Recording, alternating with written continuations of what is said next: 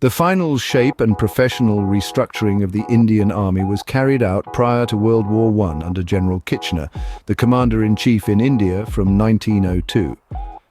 During this period, due to a clash between him and Viceroy George Curzon over the perceived organizational duality of control of the military in India, Curzon resigned. This issue has had a significantly negative effect on the higher defense control mechanism in India. The British era of the Indian Army lasted for nearly 200 years.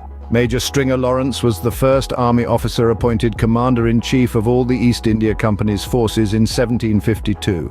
He can thus be deemed as the father of the Indian Army. The forces then comprised Europeans recruited from England or locally and Indian auxiliaries. These Indians were armed with their own weapons, wore their own dress and were commanded by their own officers. After the reorganization in 1796, the major changes were increase in the number of British officers in Indian units and consequent diminishing of the importance and responsibility of Indian officers, subadars and jimadars. Artillery units were created with European gunners and Indian helpers, lascars and saisis. Infantry battalions were grouped into regiments, with each regiment having 2 battalions. Indian cavalry was formed into a cavalry brigade and declared a distinct service. The events of 1857 are too well known to be recounted in any detail in this brief focus on the Indian Army. Following the First War of Independence in 1857, called the Indian Mutiny by the British government, the British Queen issued a proclamation in 1858 taking over the government of India from the East India Company. A royal commission appointed in July 1858 suggested that the army in India be composed mainly of Indian troops, with a proportion of Indian to British being 2:1. By 1863, the actual numbers were 15,500 Indian and 38,000 British troops. Step by step, the 3 presidency armies were amalgamated, which was completed by 1895. With the overall control of the Indian Empire being vested in the Crown, the imperial strategy for the defense of India envisaged a wide cordon sanitaire to give depth to this jewel in the Crown.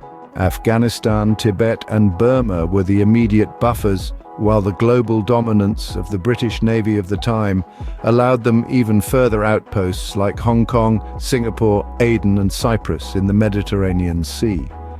Pax Britannica was at its zenith and the core was centered on India.